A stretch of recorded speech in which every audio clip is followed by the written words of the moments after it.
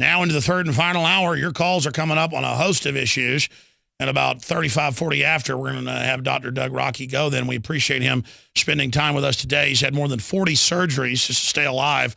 And much of his team has died from cleaning up depleted uranium on the highway of death in Iraq. He wrote the Army's DU handbook. And I don't have time to go over his 5-page bio, but Dr. Doug Rockey is a depleted uranium expert.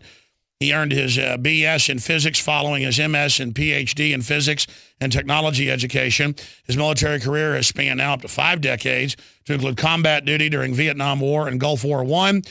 Doug served as a member of the 3rd U.S. Army Medical Command Nuclear, Biological, and Chemical NBC Teaching, Medical Response, and Special Operations Team, 3rd U.S. Army Captured Equipment Project Team, and the 3rd U.S. Army Depleted Uranium Assessment Team during Gulf War Operation Desert Storm. He was a U.S. Army Depleted Uranium Project Director of the entire program in 94-95. He developed the congressionally mandated education and training materials, wrote the U.S. Army Regulation 700-48, U.S. Army PAM 748, U.S. Army Command Task for DU Incidents, or Common Task. Doug has taught nuclear, biological, chemical warfare, hazardous materials, and emergency medicine for 20 years to police all over the country and civilians. He has been an advisor, on-screen expert for numerous television documentaries. I just can't even cover it all. Dr. Doug has taught undergraduate and graduate courses in environmental science, environmental engineering, nuclear physics, emergency management, and was a staff physicist at the University of Illinois.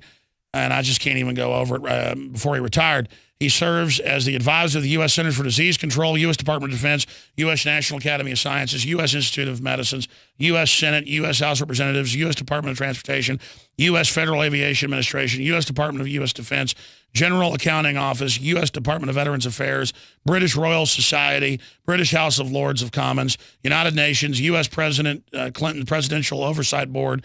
I mean, I can't even do the whole deal. The point is, he is the expert, Dr. DU. And, we'll go to 40 after with him. I know he'd say do the whole hour, but I don't want to sit here and exhaust him because I know he's been in rehab and stuff. That's why he hadn't been able to come on. It took me a month to get him on. I wanted to get him on because when I had a month ago, the sailors from the USS Ronald Reagan who were out there right off the coast of Fukushima doing disaster relief and who got sick within days and then now are in wheelchairs, blood coming out their orifices, teeth falling out, kidney failure, all the regular radiation sickness stuff, standard procedure stuff. I thought about Doug Rockey because they didn't even tell them they needed potassium iodate when they were on the ship. Only those that went on shore at the site were given that. Even though they admitted they went through the plume and knew it and radiation detectors were going off. When our reporters were out in California, the San Francisco paper reported, yes, there's 14 times and 10 times and 5 times the regular millisievert level, but we're not going to investigate. It's no big deal. Well, 20 years ago, it would be a big deal. So there's this attitude now, since about 1990, that DU, it doesn't matter. It's not a problem anymore. And you're seeing almost everybody that worked on TEPCO dying now. And then you saw Dr. Doug Rockey and his team and the hell they went through. And then not taking care of the troops once they get sick. That was the sailors we had on. Can't even get medical care when they go into the VA. And they've got catheters in them, 3 years after Fukushima.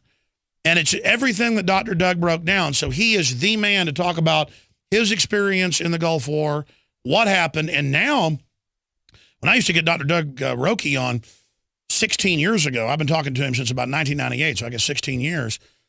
Since all that's happened, they've gone from letting them sit on the ammo of 50 cal DU and the Sabos and the Abrams, the larger main gun stuff, which radiate your testicles all day long, to letting them shoot it, not even cleaning it properly, into small arms at shooting ranges, into forklift weights. This is a proliferation. They may put it on the back of Wheaties next, saying it's good for you. Doctor, what are we facing here as the expert? It's just a medical and environmental catastrophe. It's never ended. When we go back and all the stuff that I learned as the director of the Depleted Uranium Project and having getting tasked by name to clean up the mess during Desert Storm, well, I got to remember we had a direct order to disregard the health and environmental effects, alter all our reports to avoid all liability. mean, the United States is deliberately and willfully, the U.S. military leadership has contaminated air, water, and soil all over the world with uranium emissions. We went in saying, well, we're going into these countries to give them freedom, and all we did is bomb them into oblivion. And what they've done to the U.S. military, all of us that they sent into this stuff, is just catastrophic. I mean, during Operation Desert Storm, which supposedly was 100 hours, was a lot longer than that, really. But we had less than 1,000 actual casualties. That's wounded in action, killed in action, and everything during the war. But now you've got probably 60% of those who participated in Desert Storm trying to get medical care because all the complex toxic exposures, and DU is just one of them. And then we had Operation Iraqi Freedom and Enduring Freedom, which the invasion plans, as you know, we wrote during the 1990s, had nothing to do with 911, zero, nada, nothing. And now we're looking at 1.5 million casualties out of that. And the backlog in the Veterans Benefit Administration awarding medical care is so broken, it's staggering. And when anybody puts the information in, it disappears. I'll give you an example. In my own medical record from the Danville VA, they submitted over 200 pages to Chicago Regional Office. The letter from Chicago Regional Office says, you don't have any problems, we've only got 6 pages. And I hear that day in and day. I mean, there's not a single day where I don't have somebody or a spouse or a kid or a father or somebody contact me and say, help, what do we do? How do we get medical care? Going all the way back to the nuclear testing. Well, as you told me 16, 17 years ago on air, they go in with their kidneys failing and they go, here's some Prozac or the new drugs. And then I have these Navy vets on who are having to sue.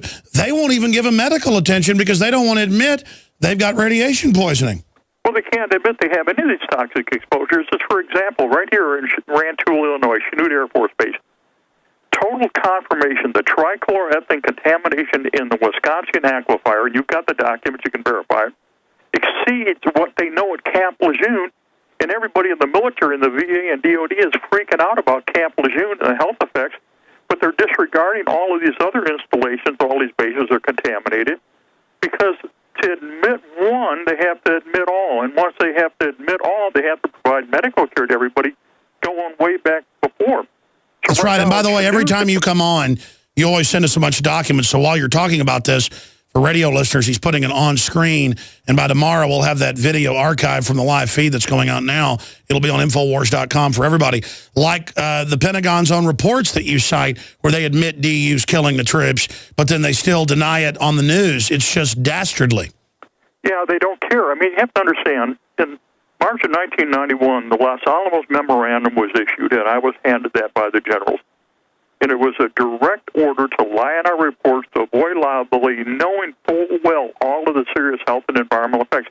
You can't take radiological materials, chemical and biological materials, distributed all over the world, all over an area, release it, and not expect the health effects which have been known from day one, and then just say, well, there's no problem. You're all making it up in your imagination.